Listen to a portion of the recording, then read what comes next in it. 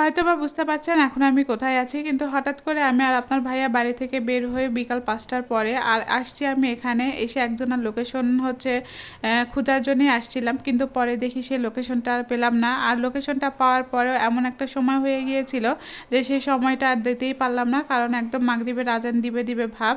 আর এই সময়টা ওই সাইডটা একদম একটু ভালো না যতই হোক, আর এই জন্যে কিন্তু আমি গেলাম না। তো চিন্তা করলাম যে কালকে ডাক্তারের কাছে গিয়েছিলাম, প্রচণ্ড আমার মাথা ব্যথা, আর প্রচণ্ড মাথা ব্যথার কারণে কালকে থেকে আমি উঠতেই পারিনি। তো যাই হোক চিন্তা করলাম যে আজকে একটা বড় ভিডিও তো আপলোড করতেই হবে, তো একটু ভিডিও করে নিই। আর এখন কোথায় আছি হয়তো বা সবাই বুঝতে পারছেন যে আমি কিন্তু এখন কোথায় আছি। আমি ছিলাম গোস্তাহাটির মোড়, সেখান থেকে হাঁটতে হাঁটতে আবার চলে আসলাম চশমাপট্টি, কারণ আমার চশমার ডাঁটটা একদমই ভেঙে গিয়েছে। সেদিনকে দেখলেন যে চশমা কিন্তু আমি হচ্ছে কিনতে যাইনি, ওই দিন ডাঁটটা আমি ঠিক করতে গিয়েছিলাম, হঠাৎ করে দেখি সেটা আবারও ভেঙে গেল।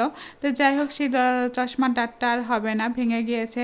তো এখান থেকে একটা চশমার ফ্রেম পছন্দ করলাম, পছন্দ করে চিন্তা করলাম যে ডাক্তারের কাছে যেয়ে ওখানে হয়তো বা হচ্ছে কাজটা লাগাই নিব। পরে এরা বলছে আপু দেন, আমি 100-এ 100 এটা ঠিক করে দিব।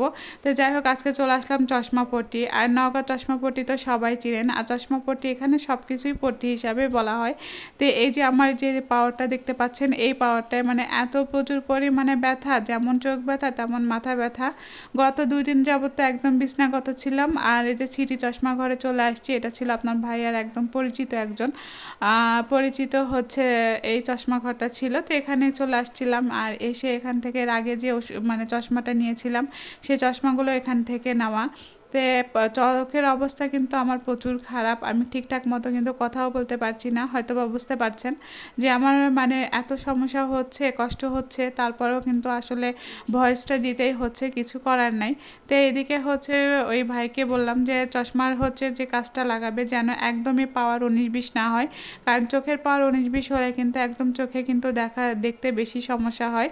তো সে বলতেছে যে আপু দেন, আমি ঠিকঠাক মতো করে দিব, একদম 100-তে 100 করে দেব। তো যদি সমস্যা হয় পরে আমাকে বলবেন। তো ঠিক আছে, এই জন্যে আবার চেষ্টা করলাম যে ওকেই দিই। সে আমার চশমার পাওয়ারটা ঠিক করে দিচ্ছিল। আর চশমার তো আসলে যে কাজগুলো কাটতে হয়, তারপরে আসলে ঘষাঘষি করতে হয়, তারপরে লাগাইতে হয়। তো যাই হোক মেলা মানে কষ্টই করতে হয়, আসলে কষ্ট করার পরে কিন্তু একটা জিনিস হয়, যে কোনো কাজ করবেন সেটাতে কষ্ট আছে। আসলে কোনো কাজটা যে আপনি সঠিক মতো করবেন তা কিন্তু হবে না, যে কোনো কাজই আছে সব কিছু কিন্তু কষ্ট ছাড়া হয় না। তো যাই হোক এই ভাইয়াটা সুন্দর করে আমাকে হচ্ছে মানে চশমার ইয়েটা করে দিচ্ছিল, বারবার দেখছিল যে আসলে ঠিক হয় কি না, ঠিক হচ্ছে কি না। যখন একদম ফুল ঠিক হয়ে যাবে তখন কিন্তু সে আমাকে দিয়ে দিবে।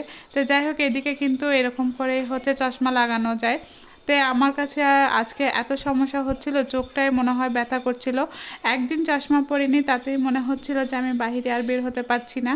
আর যে জায়গায় যাওয়ার কথা ছিল সেই জায়গাতে আর যাওয়া হলো না, কারণ বাহিরে তো দেখলেন মাগরিবের আজান পার হয়ে গিয়েছে। আর ওইদিকে যেদিন যাবো সেদিনকার ভিডিওটা আমি অবশ্যই আপনাকে দেখাবো। আর এই যে আমার চশমার এটা নিয়েছি, আর এই চশমাটা কিন্তু হচ্ছে আমার কাছে ভালো লেগেছে। এখন কার কাছে ভালো লেগেছে কিনা জানি না, আমি যে কোনো জিনিস হালকা দেখতেই বেশি পছন্দ করি, মানে হালকা কালারের মধ্যেই বেশি পছন্দ করি, জামা বলেন আর যে কোনো জিনিস। তো আজকে আমি হালকা গোলাপের মধ্যে নিয়েছিলাম, কেমন হয়েছে অবশ্যই জানাবেন। তো আজকে এ পর্যন্তই, আল্লাহ হাফেজ।